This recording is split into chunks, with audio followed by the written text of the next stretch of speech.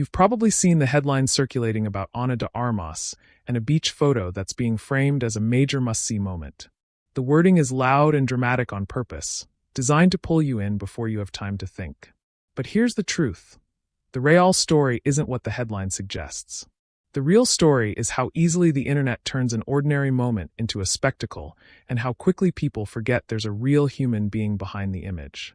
Stick with this all the way through, because by the end you'll be able to spot these headlines instantly and see them for what they really are.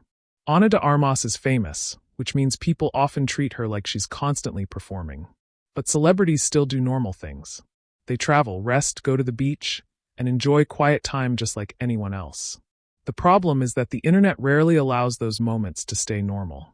One photo becomes thousands of opinions overnight, and suddenly strangers feel entitled to comment on every detail. Some reactions are supportive, but many are careless or cruel, and a lot of posts aren't even pretending to be fair. They're built for attention, not accuracy. Let's talk about how these headlines work. Phrases like "leaves little to the imagination" are chosen carefully because they create instant imagery and emotional reaction. It's a tactic meant to spark curiosity and push you to click. Once you do, the post has already succeeded, even if it offers nothing meaningful. It's not about truth or context. It's about grabbing your attention for a few seconds. And when you stop and think about it, what does the audience really gain? Most of the time, nothing at all. It isn't news. It doesn't add value. It simply turns a person into a product. When you see it clearly, it feels less entertaining and more unsettling, because a human life becomes a headline, and that headline becomes a game. There's another layer here that often goes unspoken. The internet has a long history of judging women, no matter what they do. Dress simply, and you're called boring. Dress boldly, and you're criticized for attention-seeking. Be relaxed, and people assume motive. Be private, and people assume secrecy. It's a cycle where there's no winning, and these headlines thrive on that tension. They push people to argue, because conflict generates engagement. But here's the reality. What someone wears at a beach or pool is not a public debate. It's a normal choice for a normal setting. The only reason it becomes drama is because someone framed it that way.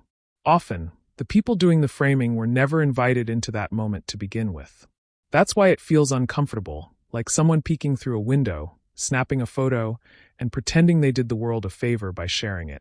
Respect matters here. You can appreciate fashion.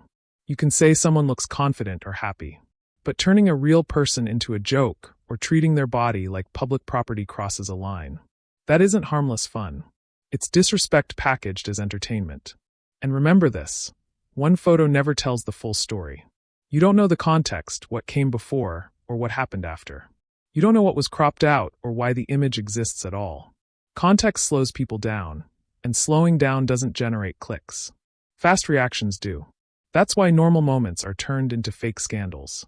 Here's the key takeaway. These headlines aren't just about Ana de Armas. They're testing you. They're testing whether you'll react without thinking and help spread the cycle. The moment you pause and choose not to play along, you take your power back. You stop being fuel for clickbait. And that choice alone changes how these stories work.